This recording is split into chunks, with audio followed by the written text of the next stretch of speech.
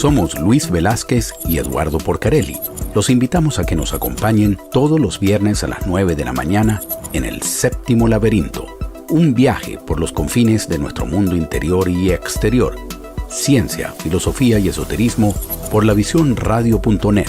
Información que va contigo. El Séptimo Laberinto.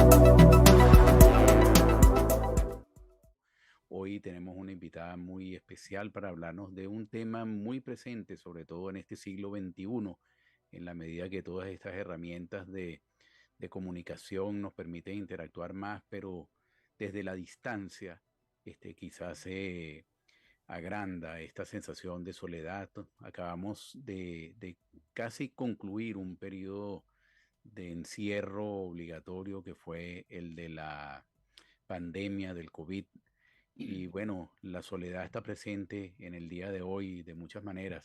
Tenemos a la doctora María Montero López Lena, la doctora María Montero. Ella es profesora titular de la División de Estudios de Posgrado de Investigación de la Facultad de Psicología de la UNAM, la prestigiosa UNAM, miembro del Sistema Nacional de Investigadores. Tiene varias maestrías en temas de psicología ambiental, terapia individual y de pareja, psicología experimental. Es una investigadora financiada por el Instituto Mexicano, por el propio UNAM en 6 investigaciones. También ha hecho estudios postdoctorales en California. Ha participado en numerosos congresos, en numerosos papers. Es un placer tenerla, doctora, para que nos hable de la soledad. En el día de hoy, bienvenida, doctora María Montero. Gracias, buenos días Luis, buenos Buenos días días. Eduardo. Es un gusto estar con ustedes y en un programa que se antoja tan interesante con combinación de perspectivas. De Muchas eso gracias. se trata el conocimiento, de ampliar Así la es. mirada. Se trata del conocimiento siempre, doctora. Desde el punto de vista de psicología clínica, puede considerarse la soledad como una patología. Definitivamente no. Ok. La, la soledad no es una patología, es un fenómeno esencialmente psicológico, pero no es una patología. Puede acompañar a patologías Mm. sí conocidas como la depresión o como los episodios de bipolaridad, pero no es en sí una patología. Es un fenómeno esencialmente psicológico porque es subjetivo, depende de la percepción que tengan las personas de esta satisfacción de necesidad afectiva que todos los humanos tenemos por ser nuestra condición de mamíferos, ¿no? Nuestro desarrollo nos determina esa necesidad de vínculo y al no tenerla satisfecha, esa experiencia subjetiva emerge. Es muy natural, lo que pasa es que no siempre se maneja de manera eficiente, no siempre se conoce y al no conocerla, pues eventualmente se maneja de una manera inadecuada y puede llegar a ser sustantivamente sesgada y acompañar o derivar en patologías, insisto, como ya conocidas.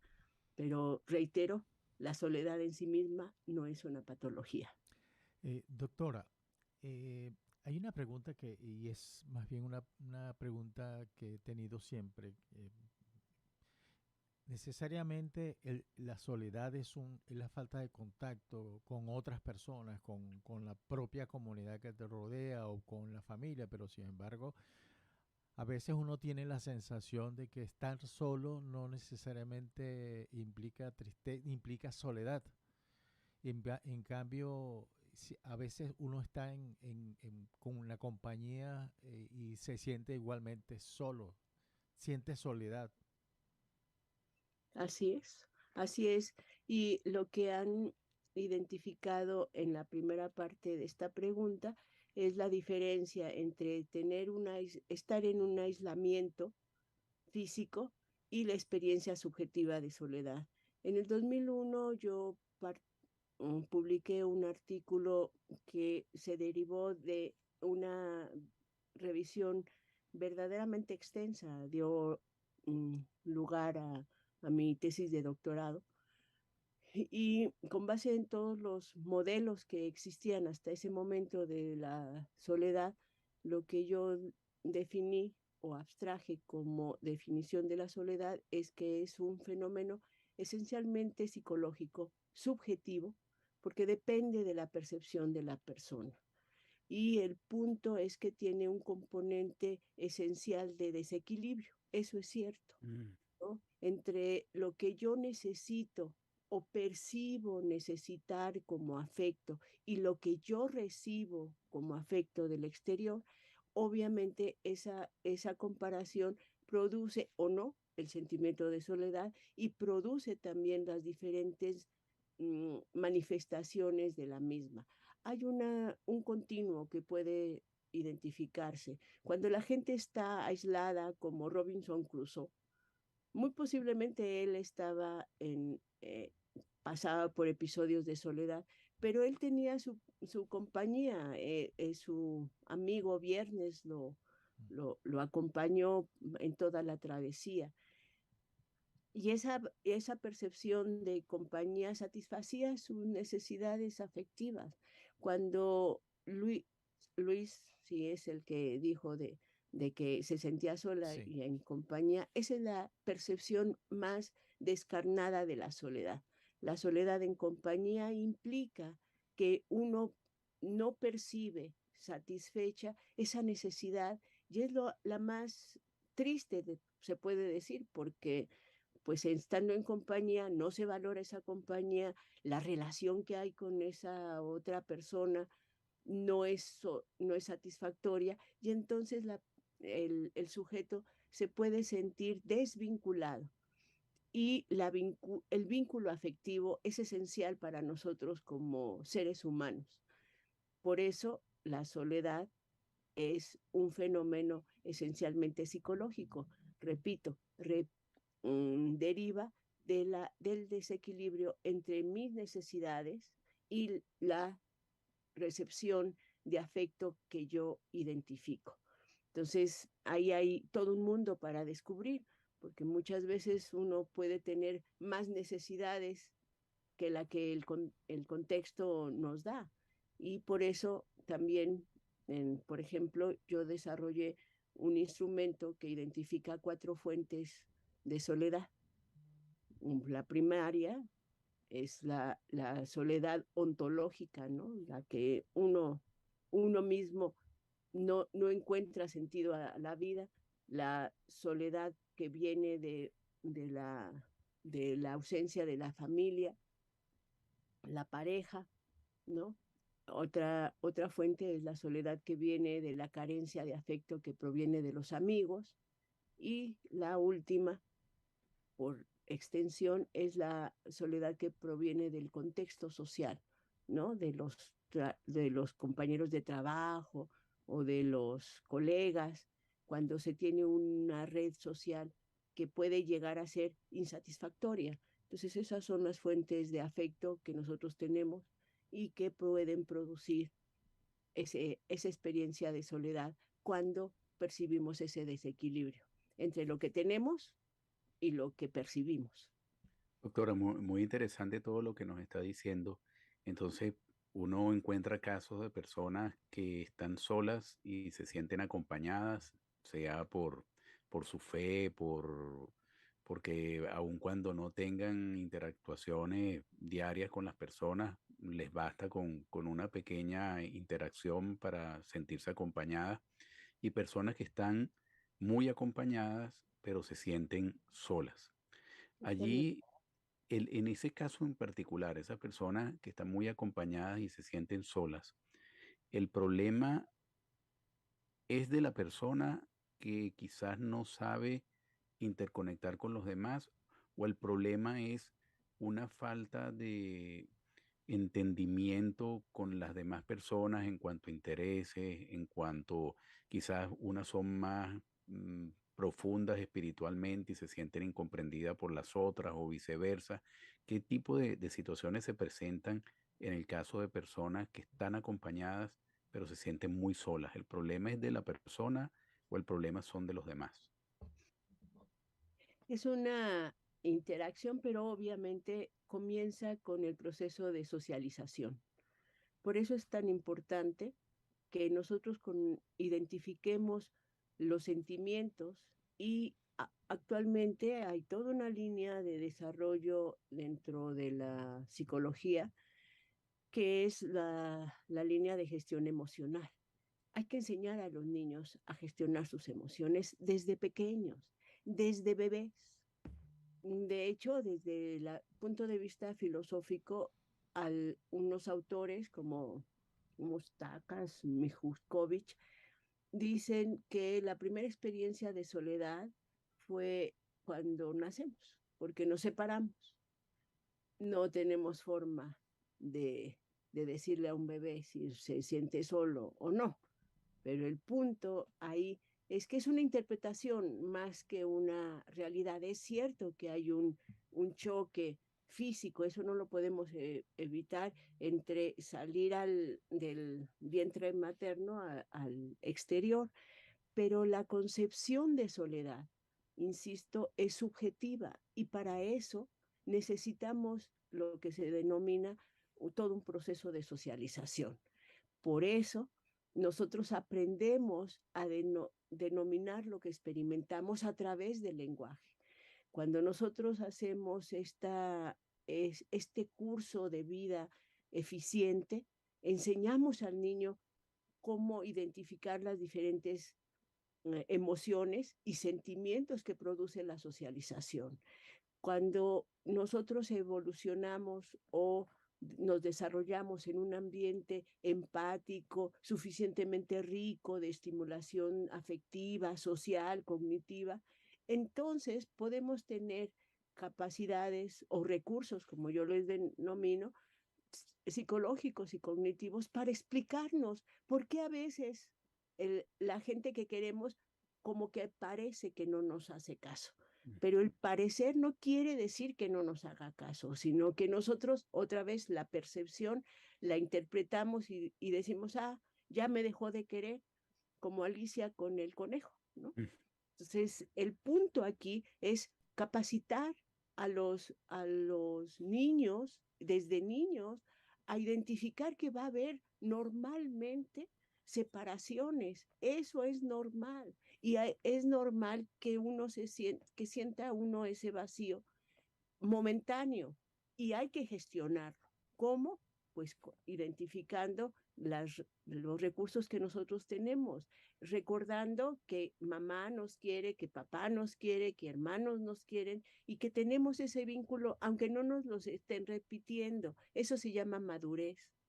Entonces, una persona que se siente sola y está rodeada tiene posiblemente dos fuentes de de desequilibrio. Una interna, en el sentido de que no se siente suficientemente querida. Y dos, ciertamente la percepción social de que los otros no se están manifestando de una manera clara hacia ella con afecto. ¿En dónde está el problema? No es en uno o en otro, sino en el proceso que establece el vínculo del exterior, quien sea, con la persona que se desarrolla. Por eso yo enfatizo mucho, mucho que hay que enseñar a los niños a identificar sus emociones. Y afortunadamente ya hay toda una línea, insisto, de gestión emocional. Y eso ayuda mucho a no asustarse de esas sensaciones de vacío que se asocian con la soledad. Se sabe que todo va a pasar, se sabe si una persona está bien adecuadamente socializada, se sabe querida y querible.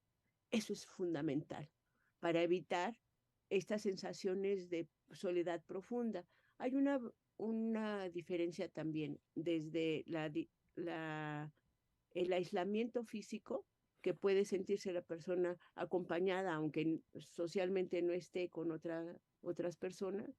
La soledad desencarnada que mencionó Luis, la soledad en compañía, y la solitud ¿Qué es la que mencionas, Eduardo, cuando una gente que tiene un desarrollo espiritual o un desarrollo interno suficientemente maduro, realmente la primera compañía es uno mismo? Y si uno no se descubre, pues entonces esas experiencias de soledad profunda, descarnada, no la vamos a experimentar, pero sí experimentaremos la soledad o solitud del éxtasis, de una fusión con el universo o con la divinidad o con la autoconciencia, como quieran llamarle.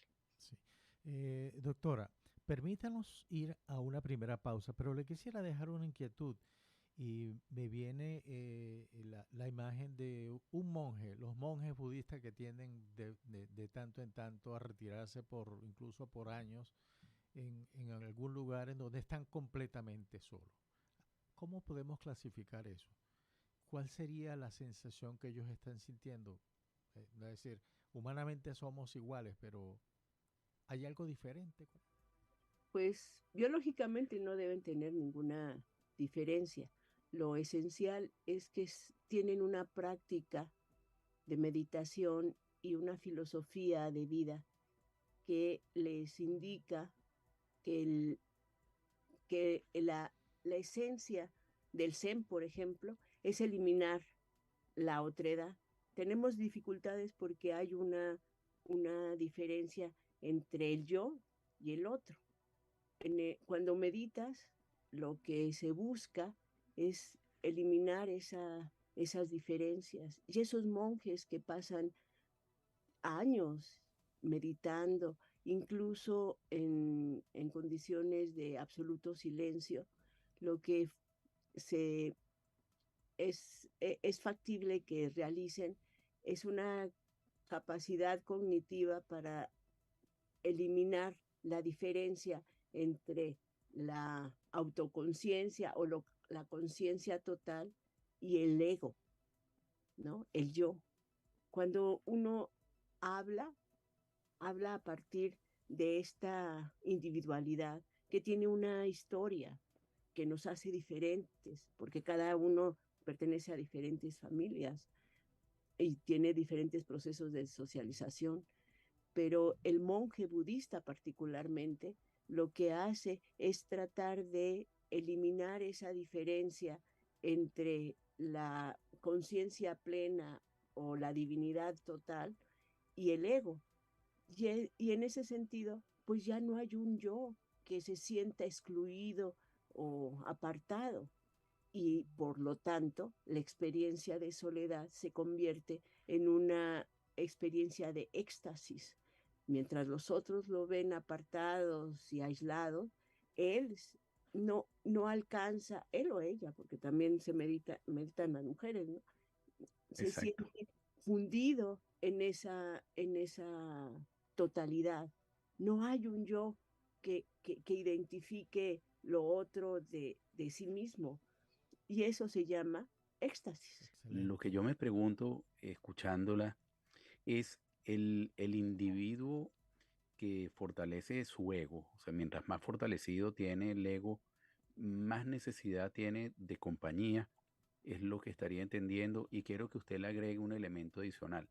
¿Cómo vemos el tema del individuo como hombre que vive en un colectivo, que vive en sociedad? ¿Y por qué le digo esto? Porque es antinatural que una persona busque la soledad siendo parte de un colectivo o no tiene nada que ver con esto. Básicamente quiero que la del Excelente, individuo como excelente. miembro de un colectivo, si es antinatural que él busque la soledad. Y el tema que usted nos estaba explicando muy bien, en la medida en que uno fortalece más el ego o que uno disuelve más ese ego en la meditación, en alguna práctica meditativa, menos necesidad tiene de formar parte de un colectivo. A ver, hay dos niveles. La primera aseveración que expusiste, Eduardo, fue: mientras más ego tenga la persona, entonces tendrá más necesidad de compensar experiencias solitarias. yo te diría sí, sí y solo sí. Ok. Ese ego está realmente estructurado para depender del otro. Y te voy a poner ejemplos. Uno de los lugares que debes visitar en México. Artistas como Luis Miguel declararon abiertamente que se sentían solas y no puede haber duda de que tenía un séquito, desde guardaespaldas hasta ballets que lo vestían y lo desvestían. Entonces, el ego de Luis Miguel, y no vamos a hacer un análisis, sino vamos a hablar de un artista, no estaba bien estructurado. Necesitaba información del exterior para decir que estaba bien o estaba mal. Y no se permitía encontrar recursos internos o los propios recursos que tenía estaban poco monitoreados, de tal manera que fue un producto o sigue siendo un producto social. Habrá que preguntarle si ha tenido terapia, si practica meditación o vayan ustedes a saber, para que se mantenga de alguna manera funcional socialmente. Pero por las evidencias, tiene mucho que trabajar en términos psicosociales. No tanto económicos, pero sí psicosociales. ¿Sí? Entonces, ahí está tu respuesta. Si el ego se alimenta de una manera irracional, no irracional, sino sesgada, si no tiene un buen monitoreo de gestión emocional, ese ego solamente va a estar en una visión material, solamente funcional. ¿Qué recibo? Y entonces, en función de esa recepción, voy a sentirme más o menos satisfecha o satisfecho de mis afectos. Y como no tiene un buen desarrollo ese ego en términos afectivos, pues a veces un simple abrazo no va a ser suficiente, en tanto que para una gente que tenga un buen monitoreo, un buen desarrollo socioemocional, pues un abrazo es más, una mirada es suficiente. Se sabe querible y querido. ¿Sí se entiende? Completamente. Ese es un primer nivel de tu planteamiento. El segundo nivel, como seres sociales, nosotros somos mamíferos. En tanto mamíferos, necesitamos del otro para desarrollarnos de tal manera que podamos ser independientes, incluso físicamente. No hay forma de que un bebé pueda sobrevivir a un abandono. No puede, se muere. Entonces, en ese proceso de socialización es tan fundamental dar alimento físico como dar alimento emocional, como dar alimento cognoscitivo. Cuando nosotros estamos en una sociedad, el, la capacidad que tenga el personaje, el sujeto, de identificar sus recursos, tanto físicos, cognitivos, afectivos, le permitirá depender más o menos de la información del exterior. Y te voy a dar otro ejemplo. Mahatma Gandhi estuvo preso por mucho tiempo y cuando lo liberaron, dijo, espérame, estoy platicando todavía con su compañero que no estaba dentro de la celda, estaba en el área, pero no estaba juntito a él. ¿Por qué? Porque necesitaba dar de él. Su libertad estaba más allá de su fisicalidad. ¿Sí me explico? Totalmente. Entonces, Increíble.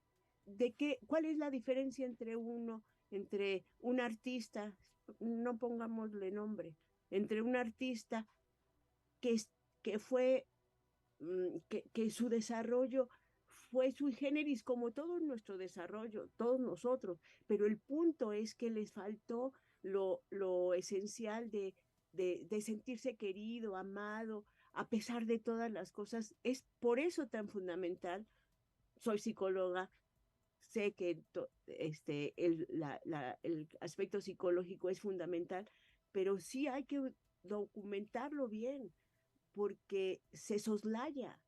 Nosotros pensamos que dándole alimento al niño, dándole buena escuela y demás, es suficiente. No, no es suficiente.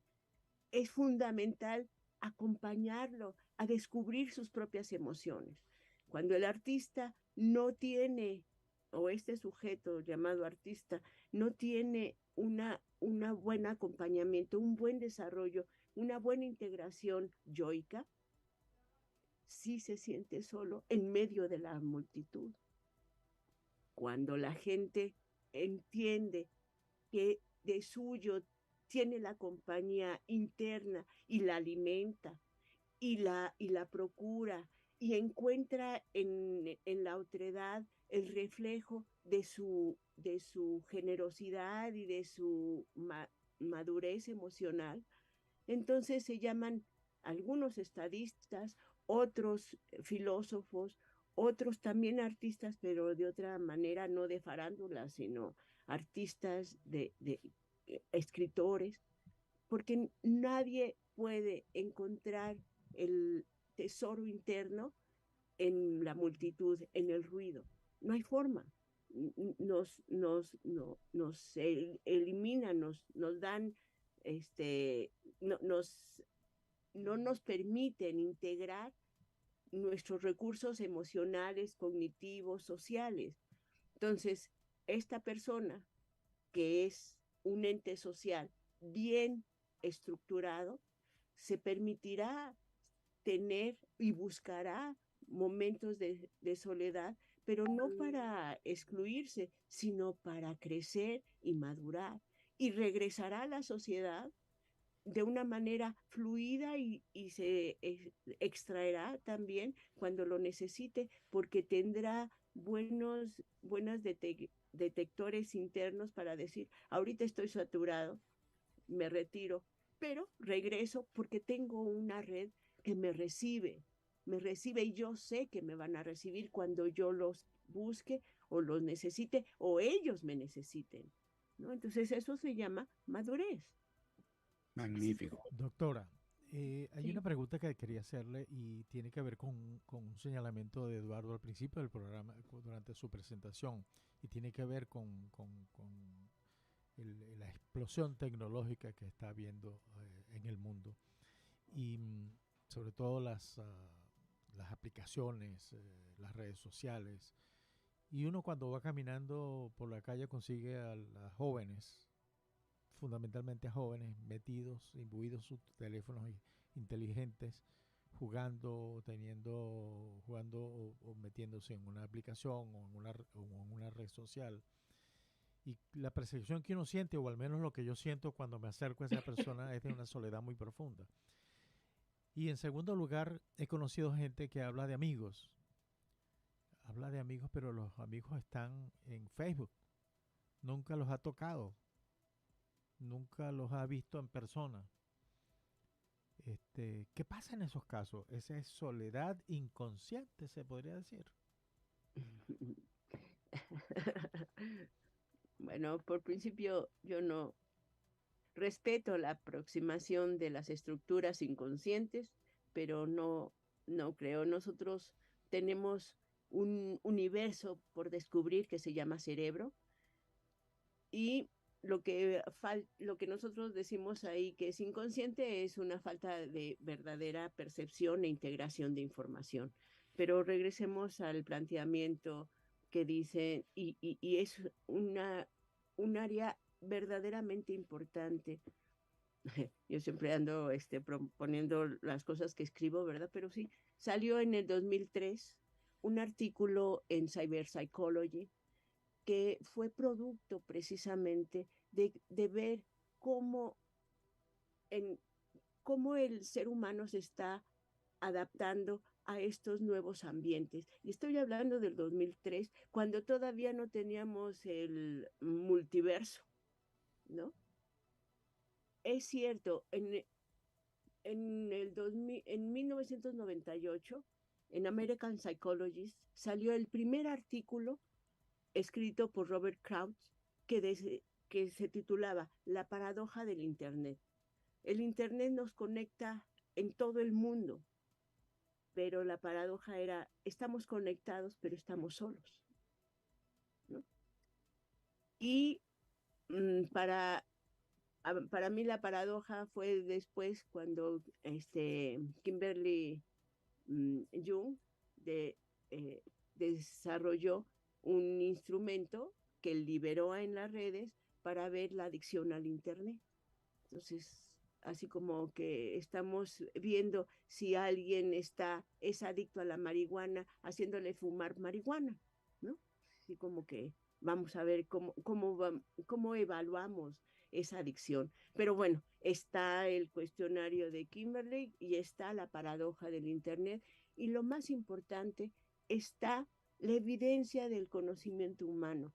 El Internet nos permite ahorita estar en dos países al mismo tiempo platicando y podemos vernos, si alguien lo ve por Facebook, o nos podemos oír si alguien nos está escuchando por radio. El punto acá es que nos abrió el Internet otra forma de relacionarnos y como seres humanos nosotros necesitamos el vínculo. Ahorita estamos aprendiendo, aún estamos aprendiendo cómo vincularnos a través de los medios virtuales. Aún estamos aprendiendo que nuestro cerebro puede anticipar ciertas conductas y decimos, magia. Él es una gente o ella es una gente muy intuitiva. Estamos documentando que nosotros si pensamos consistentemente, nuestro pensamiento puede ser transformado en energía. Ya tenemos evidencia en robótica cómo nuestro pensamiento puede hacer que las extremidades puedan moverse. Ya tenemos androides, ¿no? O sea, tenemos mucho adelanto en el aspecto virtual. Cuando tú dices, Luis, ese niño que habla por el internet estás muy solo, es tu percepción, es más tu percepción, es más tu necesidad de afecto que tal vez el niño que se siente súper metido en su plática y que para su nivel de desarrollo socioemocional es suficiente esa plática. Parece, tal vez, habría que preguntarle, ¿no? Entonces, ojo, eso es lo mágico de la psicología, es subjetiva y tienes que siempre estar pensando que el otro tiene también su propia historia y tú la estás viendo desde tus ojos. Entonces hay que ver cómo se relacionan esos dos mundos. Muy interesante. Doctor, usted nos estaba dando una explicación excelente sobre el tema de las nuevas tecnologías, las aplicaciones, y nos gustaría que continuara ahondando en ese tema. Gracias. Ya, ya abordé esa percepción del niño que está hablando y tal vez no se sienta sola. Para sus necesidades afectivas es, es suficiente esa plática. Aunque para un observador externo, este niño tal vez pasando por episodios de soledad. Es relativo para los dos. Ahora, estamos hablando de la realidad virtual y esta realidad que nosotros decimos que es realidad, ¿no? Para los metafísicos, esta realidad es una organización de átomos, esto que estamos viendo, ¿no? Pero el punto es que hay una realidad virtual que estamos construyendo y eso sí nos debe llamar la atención y nos debe focalizar nuestro esfuerzo para no desatender los recursos que hasta ahora hemos podido desarrollar como seres humanos. ¿Cuáles son esos recursos? El vínculo. Uno de ellos es el vínculo, que nos permite desarrollar valores como la lealtad, el amor, la empatía, la compasión, y también nos permite desarrollar una forma de evaluar si estamos desarrollándonos bien o tenemos ciertas patologías psicosociales, ¿no? Ah, el punto aquí es cómo rescatar o cómo ir construyendo al ser humano de una manera integral. La soledad es, digamos, es como un reactivo. Si la gente maneja la soledad positivamente, es una gente que tiene al menos tres recursos. Uno, fue, fue desarrollado con suficiente afecto para sentirse querible y con capacidad de querer, o sea, con capacidad de vínculo. Dos, es suficientemente, ha integrado en su socialización los recursos cognitivos y sociales para hacerse de una red de afectos a los que puede entrar y salir de manera fluida y libre. Y tres, hay una posibilidad de legado o de aporte de ese individuo a ese colectivo. La soledad, cuando es bien monitoreada, nos alerta los sentidos. Esa es la nueva, tiene un componente de adaptación. Si la gente se siente sola por mucho tiempo, tiene que acudir al psicólogo. Hay especialistas. Pero si se siente sola y toca esa solitud estática de éxtasis increíble, pues entonces esa persona puede tener, entre otras muchas posibilidades, el privilegio de dar al colectivo, de decirles, espérense, no se sientan mal, hay una forma de vivir y de gozar la cotidianidad de una manera fluida. No importa si estás acompañado o no físicamente, te tienes a ti. Es el recurso fundamental del ser humano es tenerse a sí mismo, tener la conciencia de tenerse a sí mismo. Pocas la tienen. Gandhi la tenía, por eso se daba al, al exterior. Mandela lo tenía, por eso se daba al exterior. La Madre Teresa lo tenía, por eso se daba al exterior. El encontrar ese centro en uno mismo es factible si tenemos un camino de soledad positivo, constructivo. No estoy diciendo que hay que regodearse en la experiencia negativa de la soledad. No, estoy diciendo que la soledad es una buena maestra si se sabe aprender, si se sabe aprender de ella. Es como la vida. Eh, O sea, nacemos solos y nos vamos a morir solos.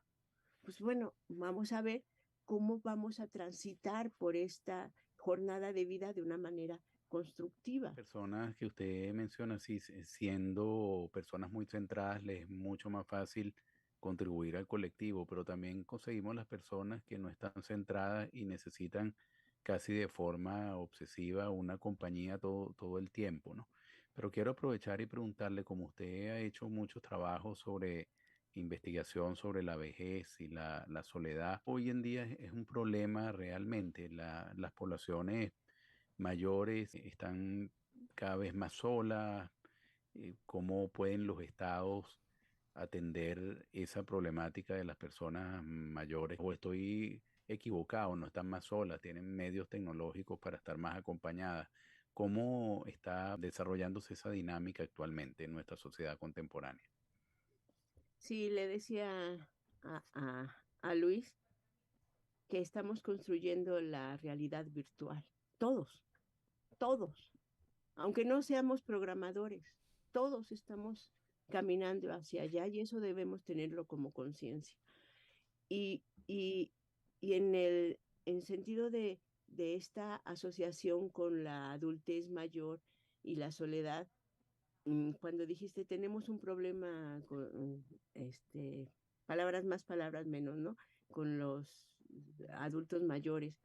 Bueno, sugería una escucha sencilla, podría decir, bueno, es que si tenemos un problema con los ancianos, no, pues espérate, la vejez no es un problema, ojo con eso, no es, tenemos que reetiquetar, porque la vejez, como la niñez, es otra etapa más de vida. Y lo que tenemos que hacer es entender cuáles son las necesidades en cada etapa.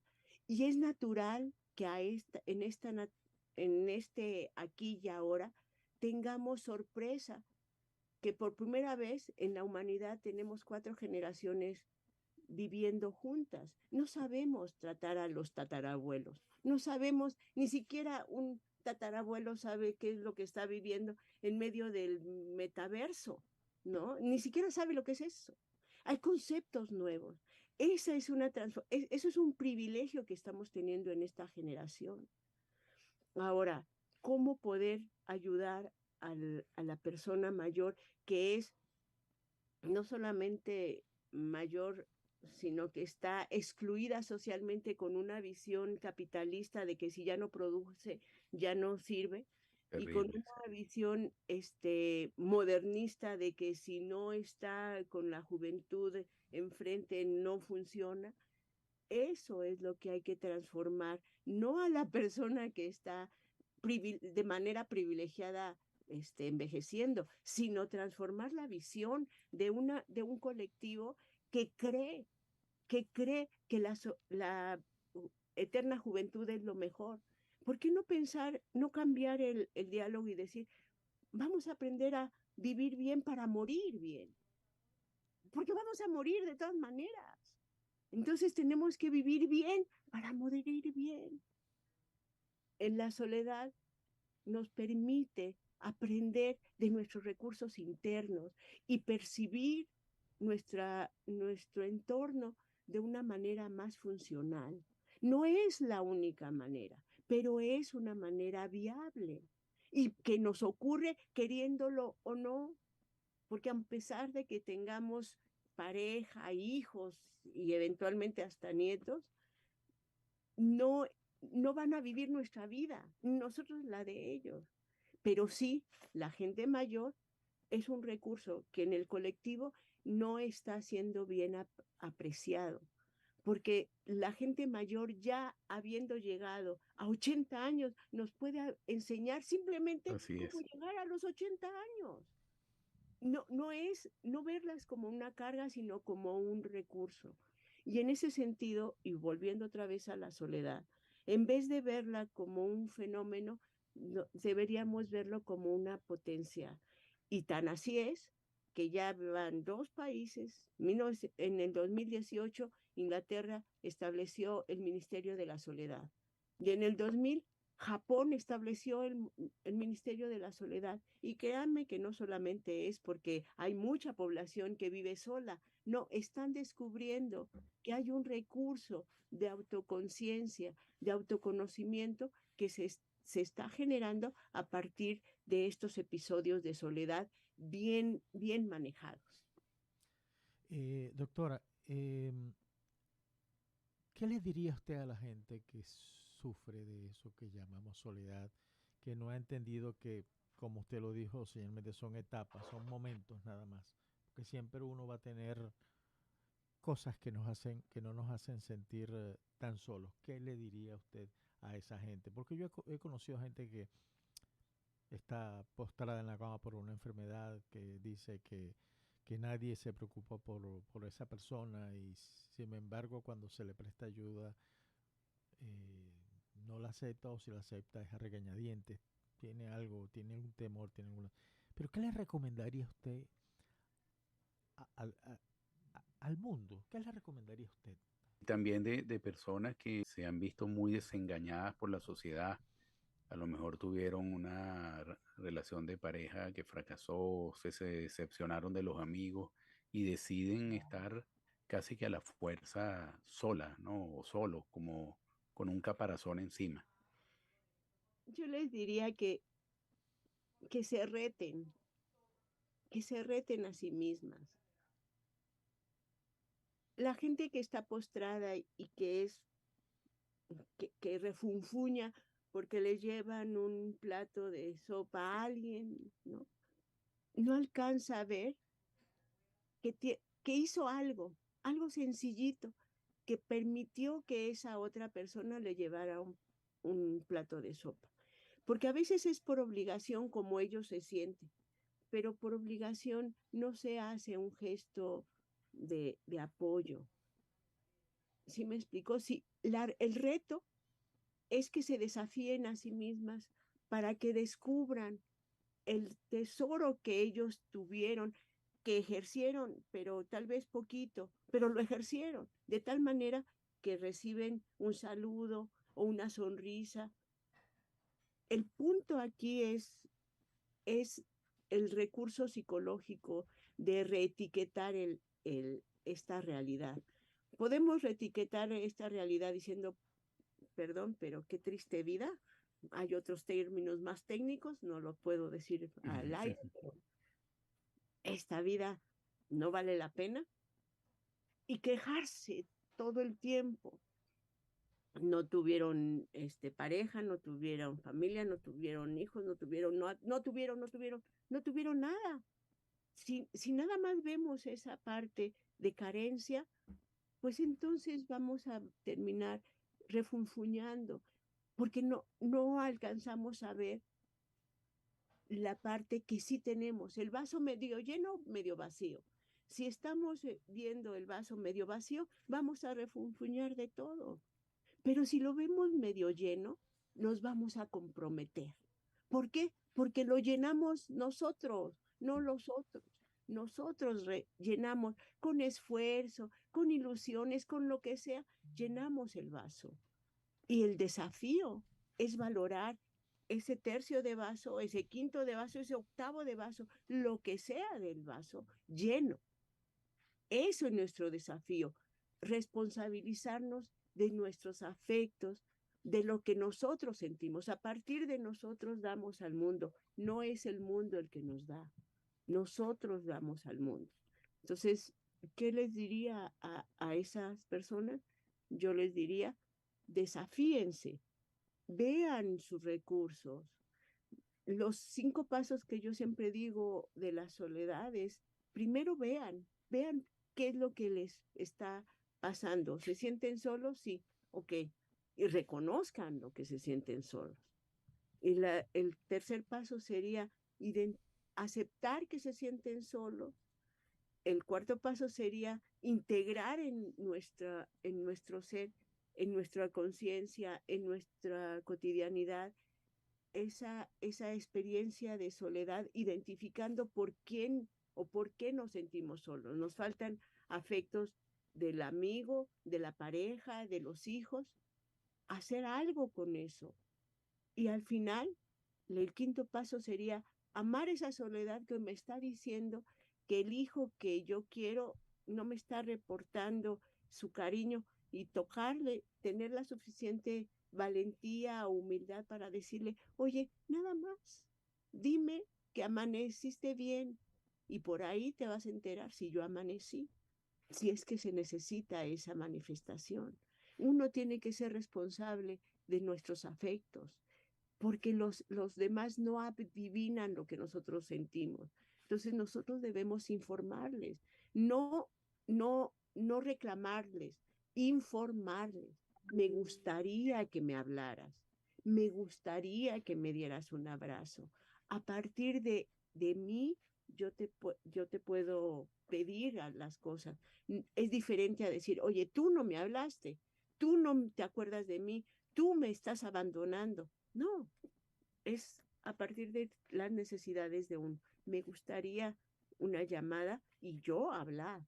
Y si me cuelgan, se pierden ellos mi voz. Sí, ¿Sí me explico? sí, Entonces, completamente. les retaría, les sugeriría que se reten a sí mismos para trascenderse. Al Muchas final gracias. te queda la historia y el legado, ¿no? Muchas gracias, doctora. A mí me toca la peor parte que es terminar la entrevista cuando sigue estando tan interesante la conversación. No. Pero ha Tenemos que sido un invitarla de nuevo, verdadero Eduardo, placer. Esto fue realmente. más que una entrevista, una clase magistral. Estamos muy Absolutamente. agradecidos por haber participado con nosotros. Un placer haberla tenido. Esperamos contar con usted en un futuro. Muchas gracias. Muchas gracias, Luis. Muchas gracias, Mayerlin. Muchas gracias, Doctora. doctora. Fascinante Gracias. la conversación con Gracias. usted.